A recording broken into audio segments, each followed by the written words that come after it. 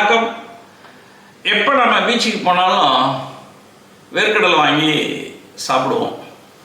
அப்படி சாப்பிடக்கூடிய அந்த வேர்க்கடலை எப்படி இருக்குன்னா மொறுமொறுப்பாக இருக்கும். அதே சமயத்தில் எல்லா வேர்க்கடலையும் ஒரே மாதிரி ரெடிஷ் கலரில் இருக்கும். ஆனால் நம்ம வீட்டம்மா ரெடி பண்ணுற வேர்க்கடலையை எடுத்துக்கிட்டிங்கன்னா நல்லா மொறுமொறுப்பாக இருந்ததுன்னா கலர் நம்மள மாதிரி இருக்கும், கண்ணங்கரேன்னு. இல்லை அப்படின்னா அந்த கடலை ஏதோ வெந்து போன மாதிரி நசுக்குன்னு இருக்கும். என்ன அப்படி இருக்குது அப்படின்னு கேட்டோம்னா ஈரக்கடலை அது அப்படி தான் இருக்கும், இன்னும் காயணும் அப்படின்னு சொல்லி சமாளித்து விட்ருவாங்க.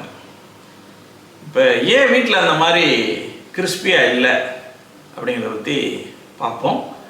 நம்ம வீட்டம்மா எப்போவுமே ஒரு கடாயை வச்சு அதில் அந்த கடலையை உடச்சி போட்டு வறுப்பாங்க.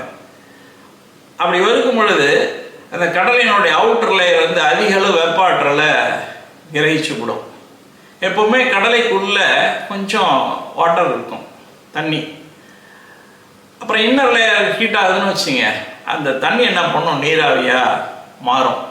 இப்போ அந்த நீராவி கடலையோட அவுட்டர் சர்ஃபேஸ் வழியாக வெளியேற வேண்டிய கட்டாயம். ஆனால் ஏற்கனவே அவுட்டர் சர்ஃபேஸ் ஃபுல்லாக ஹீட் அப்சார்ப் பண்ணதுனால தடிச்சு போயிருக்கும்.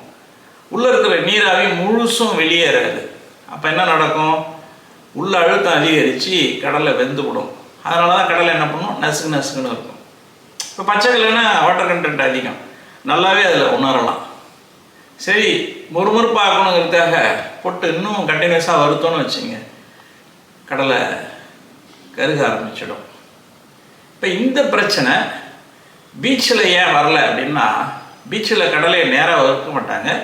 முதல்ல ஒரு கடாயில் மணலை போட்டுக்குவாங்க, நல்ல மணலை வெப்பப்படுத்திடுவாங்க, ஹீட்டாகி போட்டுருவாங்க. மணல் ஹீட் எனர்ஜியை வாங்கி வச்சுக்கும். இப்போ கடலையை போட்டோம்னா உரித்து அந்த ஹீட் எனர்ஜி மணலில் உள்ளது கடலைக்கு யூனிஃபார்மாக டிஸ்ட்ரிபியூட் ஆகும். இப்போ உள்ளே இருக்கக்கூடிய வாட்டர் கண்டென்ட் நீராவியாக மாறுதா, அந்த நீராவி என்ன பண்ணணும்னா கடலையினுடைய எல்லா பகுதி வழியாக ஸ்லோவாக எவாபரேட் ஆகிடும். அப்படி ஸ்லோ எவாபரேஷன் மெத்தடில் உள்ளே இருக்கிற வாட்டர் கண்டென்ட் முழுவதும் போய்டுறதுனால கடலை நல்ல மொறுமொறுப்பாக இருக்கும். அதே சமயத்தில் யூனிஃபார்ம் ஹீட்டிங் ப்ராசஸ் நடக்கிறதுனால கடலையோட கலரில் எந்த மாற்றமும் இருக்காது, நல்லா ரெட்டிஷாக இருக்கும். இப்படி தாங்க வெப்ப இயக்கவியலுடைய தத்துவத்தை நாம் இயல்பு வாழ்க்கையில் புரிஞ்சுக்கணும். நன்றி.